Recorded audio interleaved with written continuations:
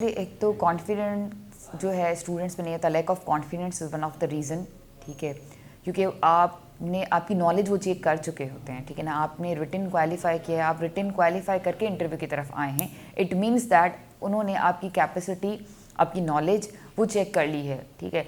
Now what they are looking into you, ठीक है, what they are looking for, and that is your personality, your confidence and your approach, whether you are enable or whether you are that much efficient to deal with the public issues, ठीक है। वो आपकी एक तो आपका confidence check करते हैं, ठीक है, कि आप जो है ज़रूरी नहीं है कि जिसका रिटन में बहुत हाई स्कोर हो वो इतना मतलब इंटरव्यू भी अच्छा दे, ठीक है। कॉन्फिडेंस मैटर्स अ लॉट, ठीक है।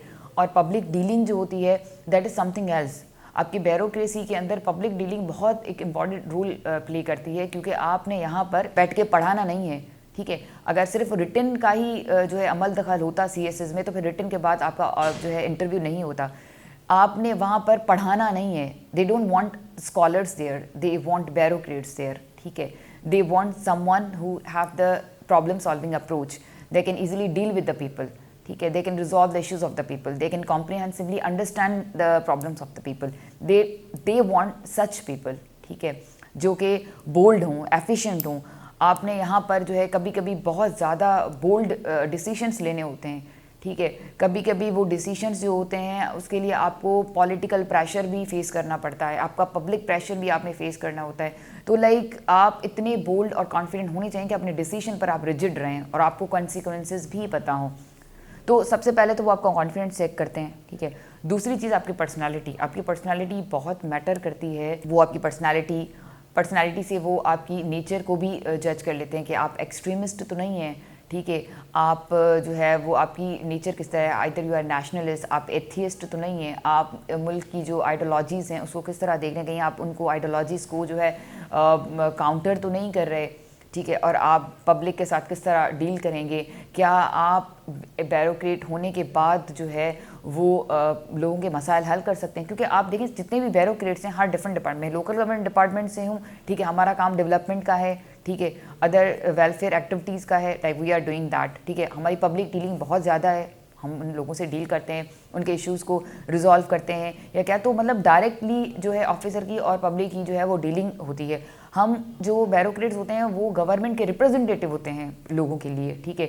लोग हम गवर्नमेंट को डायरेक्ट हमें अप्रोच करते हैं and we resolve the issues, we are here for the solution of the issues of the people.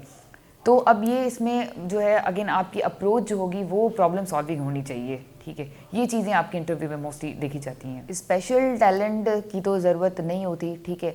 आपको बस मैं स्टूडेंट ये कहते कि विल पावर होना चाहिए स्टूडेंट्स के अंदर, ठीक है, कि वो इतने डिटर्मिन्ड हों और वो इतने मतलब जो है अपने आप पर उनको यकीन हो कि वी कैन डू दैट, ठीक है।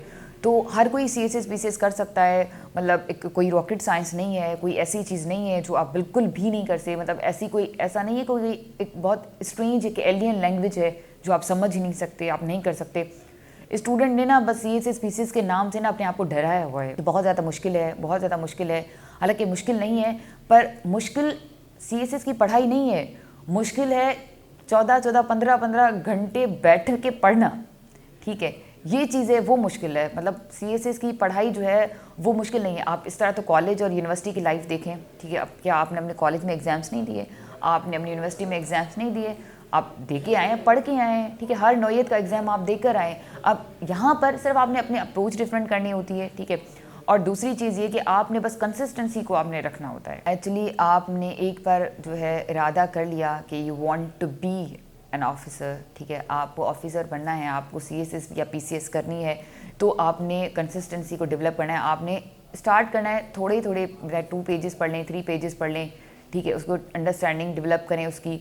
तो मतलब ये कि थोड़ा करके मतलब आपने उसको अंडरस्टैंडिंग को डेवलप करना है। आप जो भी चीज़ पढ़ें, ठीक है, वो समझेंगे वो कहना क्या चाह रहा है। जब आपकी उससे अंडरस्टैंडिंग डेवलप हो जाएगी और आप उसको अपनी लैंग्वेज में लिखना शुरू करेंगे, तो इस तरह आपका ना इंटरेस्ट डेवलप होगा उसमें। देखिए, क्रिटिकल एनालिसिस का मतलब ये होता है कि आपसे अगर वो 2 चीज़ें पूछ रहे हैं, फॉर एग्जांपल आपको जो बाइडेन और ट्रम्प की पॉलिसीज़ के बारे में पूछ रहे हैं कि इनकी पॉलिसीज़ में डिफरेंट क्या है, तो आप क्रिटिकली एनालाइज करते हैं कि what are the merits, demerits, ठीक है, how these policies were beneficial and how these policies actually isolated America, or how these policies triggered America to involve in different conflicts, ठीक है।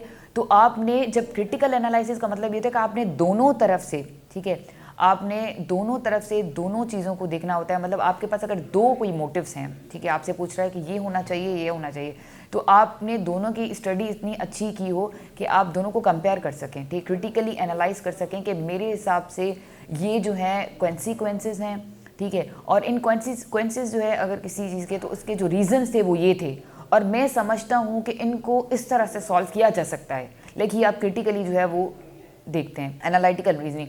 अब एनालिटिकल रीजनिंग जो है वो आप अपने रीज़न से जवाब दें कि अगर ये प्रॉब्लम हो रहा है, ठीक है, फॉर एग्जांपल आपको पता चला है कि दीज आर द प्रॉब्लम्स, ठीक है, एनर्जी क्राइसिस हो रहे हैं, आप देख रहे हैं कि एनर्जी क्राइसिस के पीछे रीजंस क्या हैं। When you come up with the reasons, आप सॉल्यूशन तक तब तक नहीं पहुंच सकते जब तक आप जो है वो रीज़न तक ना पहुँचें, ठीक है। आप सॉल्यूशन तब बताएंगे जब आपको पता चलेगा कि रीजंस क्या हैं, ठीक है। When you talk about the reasons, ठीक है, आप जब रीज़न का आपको पता चलेगा फिर आप कॉन्सिक्वेंस, तो आपका एनालिटिकल रीजनिंग ये होती है कि you analyse what are the particular reasons behind the consequences and how you can get it resolve,